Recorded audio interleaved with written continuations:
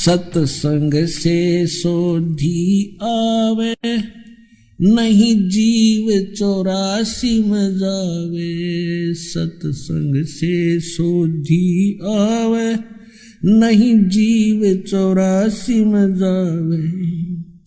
अब मेटो द्वेष और राग, हो राग या उम्र बतेरी जाली। अब मेटो द्वेष और राग, हो राग या उम्र बतेरी जाली।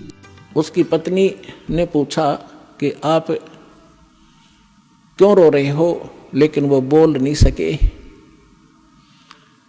क्योंकि जब मन भर आता है आवाज निकलती नहीं, तो सच्चे दिल के अंदर जब रोना आता है। अब आमनी देवी उनकी धर्मपत्नी ने पूछा, जी कैसे जल्दी आ गया आप, तो आपने तो बहुत समय लगाना था, 2 ढाई 3 महीने का टूर प्रोग्राम था आपका। वो बोल नहीं रहा, अंदर जाके अपने कमरे में मकान में ऐसे मुंदे मुंह गिर गया और ऐसे रोए जैसे बच्चों की माँ बाप दोनों मर जाते हैं, बुरी तरह तरफ तरफ कर रोते हैं। आमनी ने सोचा, अपने मन में विचार किया कि हो सकता है मैं कंजूस हूँ थोड़ी सी, ये दान धर्म घना करा करता है और मैं इसको टोका टाकी कर देती थी कि हिसाब का धर्म हुआ करता है, अब ज़्यादा मत लुटाओ खजाना, बच्चे भी पालने हैं। तो हो सकता है इसका किसी ने रास्ते में धन चोरी कर लिया हो, यात्रा खर्च ना रहा हो, इसलिए वापस आ गया हो। और ये रो रहा हो इसलिए कि अब आमनी फिर इसका माथा ठनकेगा, आमनी का पैसे मांगूंगा तो वो कह रही है, जी कोई बात ना, किसी ने आपके धन चोरी कर लिया, कोई बात नहीं, आप और ले जाइए, कि परमात्मा ने तुम्हारे कमी छोड़ रखी है, बहुत धन है आपके, ले जाना, मैं कुछ नहीं कहूँगी। तो वो अपने हिसाब से सोच रही है कि शायद इसलिए रो रहा है। काफ़ी देर रोने के बाद जब हल्का दिल हो लिया और वहीं से रोने लग गया था, तब धर्मदास ने कहा, आमनी मेरा धन अगर निकल जाता, चोरी हो जाता, मैं नहीं रोता और ले जाता तेरे को समझा बुझा के, लेकिन आज मेरा वो धन गुम हो गया, चोरी हो गया, शायद मुझे मिला नहीं, और वो नहीं मिलेगा तो मैं जीऊँगा नहीं, संसार में रह नहीं सकता। तूने सारी कहानी बताई, सारा कुछ बताया, जो परमात्मा ने सृष्टि रचना सुनाई थी धर्मदास को। धर्मदास जी ने अपनी पत्नी को टू दी वर्ड सुना दी, वर्ड टू वर्ड सुनाई, सारी कथा बताई, नो घटना घटी। ऐसे महापुरुष मैंने हाथ लगा कर देखा, उनके शरीर कति तो रुई जैसा था। आमनी कहने लगी, आप व्यापारी होकर के, आप लाला होकर के, सेठ होकर के सौदा चूक गए, रामकृष्ण से कौन सी अपनी रिश्तेदारी थी, इनका ज्ञान सुना था तो ये अच्छे लग रहे थे, इनसे श्रेष्ठ ज्ञान सुना, आपने सौदा क्यों नहीं करा, चरण क्यों नहीं पकड़ दिया, आपने वाद विवाद नहीं करना चाहिए था। धर्मदास कह रहा है कि इसीलिए तो रो रहा हूँ, मेरी बुद्धि में पत्थर पड़ गए और इसलिए रो रहा हूँ। मैं जिंदगी में पहली बार सौदा चुका हूँ, जो घाटे का सौदा आज करके मैं घर आया हूँ। दुर्भाग्य आ गया मेरा, उल्टे दिन लग गए मेरे, बहुत रो रहा है, 6 महीने हो गए रोते रोते। बाहर बैठ जा गली में, कोई काम नहीं, यूँ देखे महात्मा वो फिर आ जा, बहुत दूर तक जंगल में देखने जाता है। एक समय पता लग गया कोई साधु संत गांव से बाहर जंगल में बैठा है, बड़ा विद्वान पुरुष है। कुछ आशा की किरण उगी, जाके दर्शन किए, दर्शन से नहीं पहचान हो सकती, साधु वेशभूषा बदल लेता है वो, प्रसन्न ज्ञान से पता चलता है, उसने प्रश्न किया। अब धर्मदास जी ने प्रश्न किया कि महात्मा जी, ये ब्रह्मा विष्णु महेश के माता पिता कौन हैं, इनकी क्या जन्म मृत्यु होती है? तो वो महात्मा कहता है, ये तो अजरो अमर हैं बच्चा, आपने किसी ने बहका दिया, ये सर्वेश्वर हैं, इनके कोई माता पिता नहीं, अजन्मा है, ऐसे है। उठ के चल पड़ा कि नहीं, रॉन्ग नंबर है, तो इसको कुछ नहीं पता, ये तो खाकी आदमी है, वो नहीं है जिसकी मुझे तलाश है। उस ज्ञान से पता लगा, फिर रोआ बुरी तरह, फैसला कर लिया भगवान या तो मिल जा, ना मरूंगा।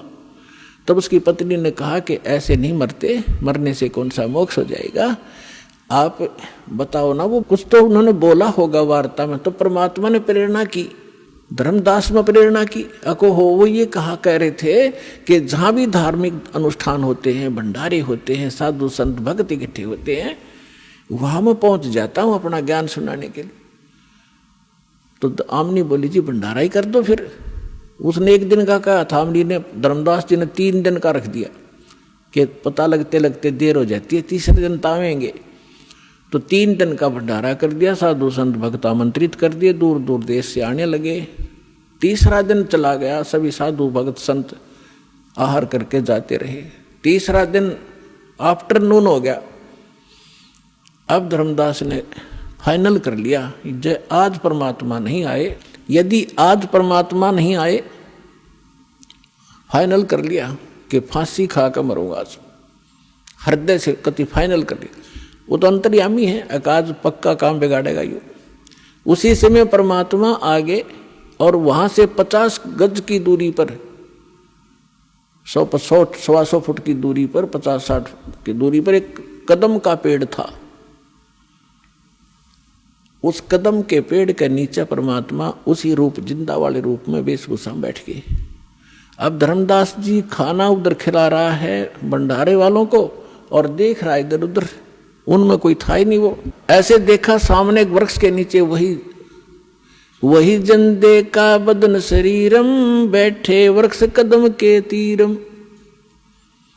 वही जिंदा महात्मा का शरीर और एक कदम के पेड़ के नीचे बैठे हैं। भाग्या गया दौड़ कर, शरणों में पड़ गया, बुरी तरह रोए, नो गले के लिपट गए। ए भगवान, इब का ना छोड़ कर जाना अपने दास को, अब के ना छोड़ना भगवान, जो कहोगे मैं सारी मानूंगा। तो परमात्मा बोले ठीक है, मैं इसलिए आया हूँ कि तेरे को ज्ञान समझाऊंगा, ऐसे कर इन सबको फारिग कर दे जितने भी ये नकली बैठे हैं संत साधु। वो परमात्मा ने इसलिए कहा कि अगर मैं इनके सामने चर्चा करूंगा, मैं एक बताने वाला, ये 10 भरमाने वाले जो कहे झूठ बोल रहे, ये कहाँ से लिया ज्ञान फलाना, तो इस आत्मा को ये समझन नहीं देंगे। इसलिए उनको सबको फारिग करा। और धर्मदास अपने परमात्मा को लेकर घर में प्रवेश किया, अपनी पत्नी से कहा कि आजा, मिल गया भगवान मुझे, ये है मेरा धन जो खो गया था, आज मिल गया। कहने का भाव ये लंबा ना करे दास, कि उन्होंने दोनों ने उपदेश लिया। आमनी ने कहा भगवान आपने, यह आपका भगत बहुत नरम आत्मा का था, यदि मैं इसको सांत्वना ना देती तो ये पहले मर जाता, इतना दुख नहीं देना था आपने अपने बच्चे को, ये तो मर जाता। तब परमात्मा ने कहा कि बेटा इसको मैंने लोहे जैसा ताव दिया, जैसे लोहा गर्म कर दिया जाता है तो लोहार उसका दुश्मन नहीं होता, या सुनार सोने को गर्म करता है, इसलिए कि जो चाहो आभूषण बनाऊंगा। और ये पहले काल का एजेंट बन रहा था, मेरी एक नहीं सुने था, सारी बात साची मान लेता और फिर मुकर जाता था। तो बेटा अब इसका लोहा गर्म कराया हमने 6 महीने तक इसको तड़फा के, अब मैं जो कहूँगा ये सारी स्वीकार करेगा, इसलिए ये ताव दिया था। अब ये सारी बात सुनेगा, मैं साथ था इसका, मरने थोड़ा देना था इसको। तो फिर दोनों ने उपदेश लिया। फिर क्या हुआ, धर्मदास ने रट लगा दी, भगवान मुझे वो लोग दिखा दे, वो लोग दिखा दे। परमात्मा बोले अरे मैं जो कह रहा हूँ वह मान ले, देख लेगा जब भी वही बात है, मुझे विश्वास कर, मैं झूठ नहीं बोल रहा। कि नहीं वो स्थान दिखा दो, वो भगवान कैसा है। परमात्मा ने खुद कह भी दिया कि मैं परमात्मा हूँ, मैं सारी सृष्टि का रचनहार हूँ, लेकिन ना जची। तो परमात्मा ने कहा ठीक है दिखाऊंगा, कभी समय आने दे। एक दिन परमात्मा आए और उनको लेकर के सतलोक गए, शरीर वहीं रहा। ऊपर जाकर दिखा के, वहां जाकर जो नीचे से साधु परमात्मा जिंदा रूप में थे, सामने वही तख्त पर बैठे दिखाई दिए, और उनका शरीर बहुत तेजों में था। वहां की और वहां की सारी सृष्टि देखी, वहां से ही स्त्री और पुरुष गांव के गांव बसे हुए हैं, बहुत सुंदर महल हैं, बड़े सुंदर शरीर हैं उनके, और सुंदर आभूषण पहनते हैं, बड़ा प्यार से रहते हैं। तब धर्मदास ने कहा भगवान मुझे यही रख लो। हे परमात्मा आप तो सचमुच मतलब मूर्ख हूँ, आप स्वयं मालिक हो, हे भगवान मुझसे गलती हुई, माफ करो, मुझे यही रख लो।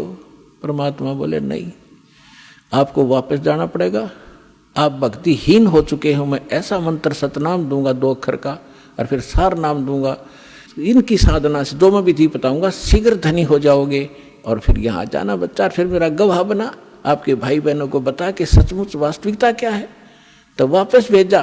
3 दिन बीत गए इसी कारण में। 3 दिन तक सब रिश्तेदार इकट्ठे हो गए कि धर्मदास कोमा में गया, पागल हो गया, बेहोश हो गया, जादू जंत्र करनिया महात्मा इनके घर पर आता था। अब जो ही तीसरे दिन होश में आया, सारे आसपास बैठे। यदि वो आसपास ना बैठे होते तो वो इन्हों सोचता स्वप्न होगा, और वो देखे तो सचमुच तो मर चुका, यूं न तो मरा मान लिया, लेकिन श्वास चल रहे थे, अचेत थे। तब धर्मदास को विश्वास हुआ और परमात्मा ने बताया कि मैं काशी में आया हुआ हूँ, बनारस में, वहाँ धानक रूप में रहता हूँ, जुल्हे का काम करता हूँ। अब यह तसल्ली हो नहीं कि वो भगवान यहाँ रह रहा होगा। तो जितने भी सब रिश्तेदार थे वो तो खुशी मनाई, भाई धर्मदास जीवित हो गया, चोखा धन्य है भगवान। फिर वहाँ पहुँचा, जाके बनारस में देखा भगवान सामने, ओए होए वही बैठे जो के नो चरणा में पड़ गए। पहले प्रथम मंत्र दिया था, फिर सतनाम दिया, धीरे सार नाम देकर फिर कसम दिला दी, धर्मदास मेरी लाख दुहाई, ये सार मूल ज्ञान तो मैं तुझे बता रहा हूँ, अभी कहीं बताना नहीं, और ना ये सतनाम देना किसी को, ना सार नाम देना, नहीं तो धर्मदास तेरी मेरी लाख दुहाई, सार नाम की तबार ना जाई, मूल ज्ञान बार जो पढ़ी, बिजली पीढ़ी हंसनी तरही।